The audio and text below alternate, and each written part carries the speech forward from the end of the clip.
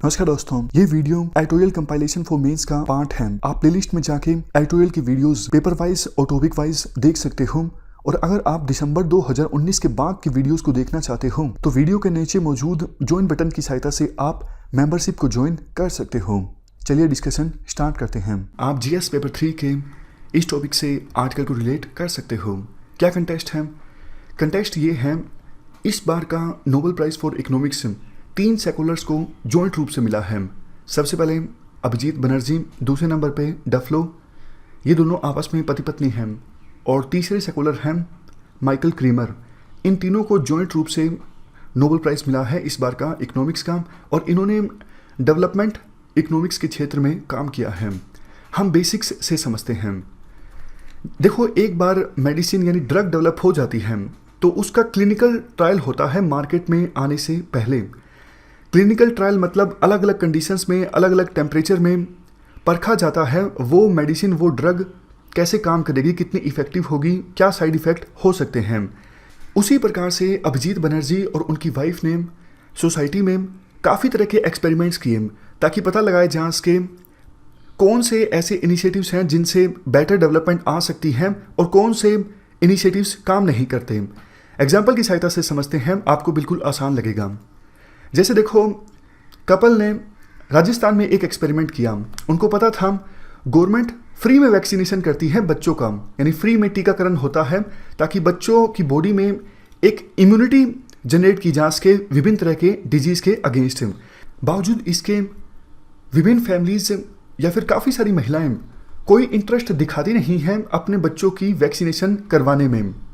लेकिन इन्होंने क्या किया, इन्होंने राजस्थान के एक पर्टिकुलर रीजन में घोषणा कर दी कि जो महिलाएं अपने बच्चों की वैक्सीनेशन करवाने के लिए आएंगी उन्हें दाल का एक थैला दिया जाएगा, मतलब दाल का एक बैग दिया जाएगा, पैकेट दिया जाएगा उन महिलाओं को जो अपने बच्चों की वैक्सीनेशन करवाने के लिए आगे आएंगी।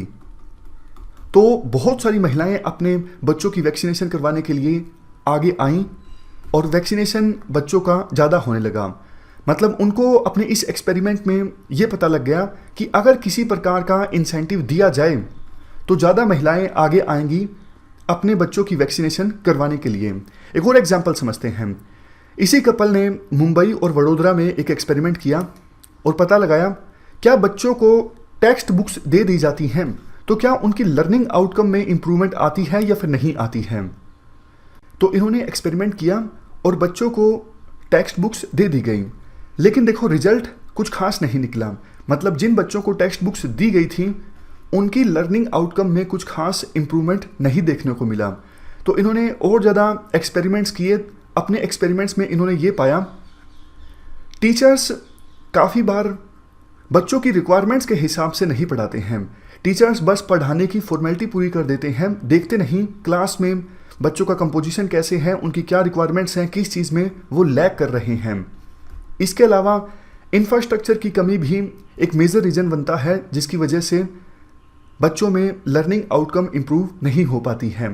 तो कहने का मतलब ये है, इन्होंने इस प्रकार के बहुत सारे एक्सपेरिमेंट्स किए और एक्सपेरिमेंट्स से ये पता लगाया कि गवर्नमेंट बहुत सारी जो स्कीम्स चलाती हैं वो क्यों नहीं काम करती हैं। गवर्नमेंट इतना सारा पैसा खर्च करती है लेकिन उसका रिजल्ट क्यों नहीं निकलता है। इनके एक्सपेरिमेंट्स से विभिन्न देशों की जो गवर्नमेंट्स हैं वो काफ़ी कुछ सीख सकती हैं और अपनी स्कीम्स में इम्प्रूवमेंट ला सकती हैं।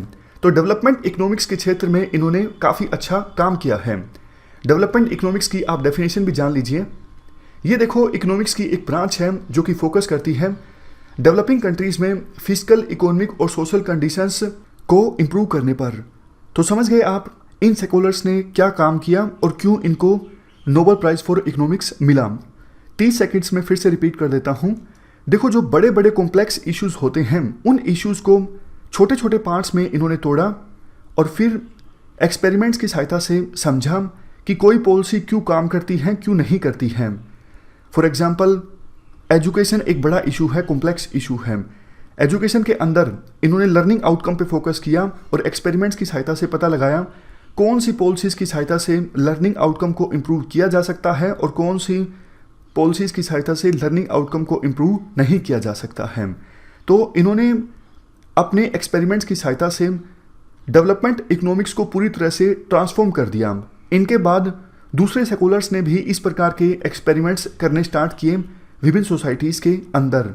तो इनके काम से हमारी जो अप्रोच है वर्ल्ड में गरीबी से लड़ने के लिए, उस अप्रोच में काफ़ी ज़्यादा इम्प्रूवमेंट आया है। तो इनका काम काफ़ी ज़्यादा सराहनीय है, इसी वजह से इनको नोबेल प्राइज़ फॉर इकोनॉमिक्स दिया गया है।